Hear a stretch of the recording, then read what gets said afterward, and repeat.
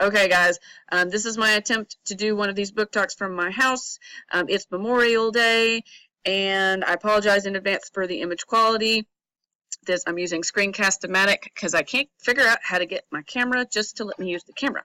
Anyway, I read 5 books this week.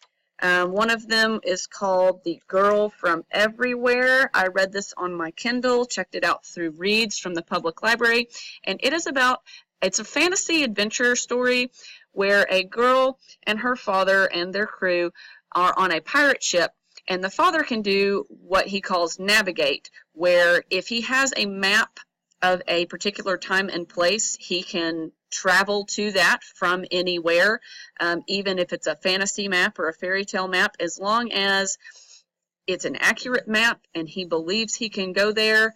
There's one other thing I'm not going to spoil for you, then he can travel to that place. For the last 15 or 16 years, he has been trying to figure out how to get back to a version of Honolulu in which his wife is still alive. His daughter was born while he was away on a voyage, and when he came back, his wife had died. So he was very devastated by this, and he spent the rest of her life and his life trying to get back there and save his wife. His daughter is, of course, conflicted by this because she's thinking, well, what happens to me if we actually succeed in going back to this version of time in which I don't yet exist? Will I cease to exist? What's going to happen? So there's a lot of adventure, a little bit of romance, a lot of fantasy, action, and things like that. So definitely check that out if you're interested in that sort of thing. I also listened to Let's Pretend This Never Happened by Jenny Lawson, also from Reads from the Public Library. And you may remember I talked about Furiously Happy by Jenny Lawson previously. Well, this book is her first book, Let's Pretend This Never Happened, and it's less about anxiety and depression and more about her experiences, both growing up and as a mother and wife. And just she gets herself into a lot of hilarious situations. I would definitely recommend listening to books like this rather than reading them in print, because when you listen to them, you get all that extra personality of the author in their voice, and also sometimes bonus chapters. So definitely check out this audiobook, Jenny Lawson. She's hilarious. I also read The Smell of Other People's Houses by Bonnie Sue Hitchcock. It is set in Alaska in round about 1960, and it's about several different characters and how their lives intertwine. I'm not going to list all the characters for you, but they're all children or teenagers, and they're all at pivotal points in their lives. I will tell you there are 3 brothers who are leaving a bad family situation, and they get separated. There is a girl who is on a helping her father fish. It's not a trip, it's a whole season, and she's missing her opportunity to get into a good dance program for college to go on this fishing trip with her dad. There's a girl who is being sent to Canada to have a baby that she did not mean to have. And there's a couple other characters as well. And you would think it would take a long time to get all these characters together, but it's a fairly short book, and they really comes together fairly easily. There's a lot of feelings in this book. I did put it on my tearjerker shelf on Goodreads, but I really enjoyed it. And if you like books about character development and people coming together, then you might enjoy this book as well. Also, if you're interested in Alaska and people living in Alaska at the time in which it became a state, you might enjoy this also. I also read Ascending the Boneyard by Watson. This one, I honestly did not enjoy. It's about a boy, and at the beginning of the book, his mother and father are separating. He's actually playing a video game while his mother is putting her stuff in this guy's truck and leaving the family. There's a lot of talk about an accident that happened at the main character's 12th birthday party, in which his younger brother was brain damaged, and it's caused a lot of strain on the family. But this guy, he's really, really into this video game called The Boneyard. It makes him feel important and like he can accomplish things. And through a lot of the book, you're thinking, is all this stuff really happening? Is he really is this really real life, or is he in the game? Has he had a psychotic break? What is going on? So if you like books in which you're not quite sure what's going on, then you might like it, but I really didn't like it all that much. And the last book I read is called Sunny Side Up. It's by Jennifer and Matthew Holm.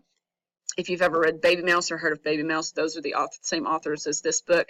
And this one is about, it's set in the early 70s, and it's about a girl who has gone to visit her grandfather in Florida while her parents deal with her older brother's issues with substance abuse and alcohol use.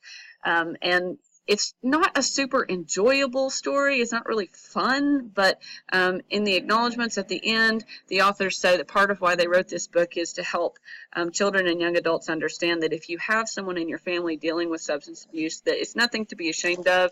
It does happen.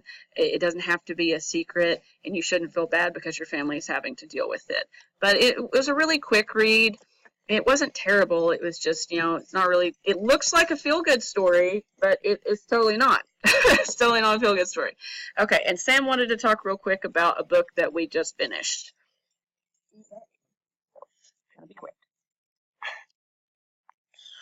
Okay, this is a book called The Familiars. It is about the familiars of wizards that are from this place called Vastia. And I'm going to show you the map real quick of what their place looks like. If you can even see it. And this is the third book of the Familiars. And this one is called The Circle of Heroes. And maybe, there's going to be another one, because at the end it says there's going to be, there's going to be another adventure, and the frog right here, it says, I can sense there's going to be another adventure. Yes. And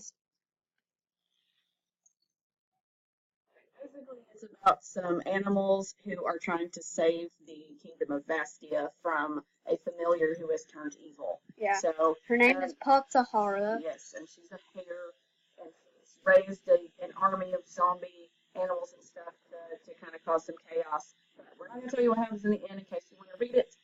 She wants to overrule the kingdom. Yes, she wants animals to have all the power and humans to have none. So.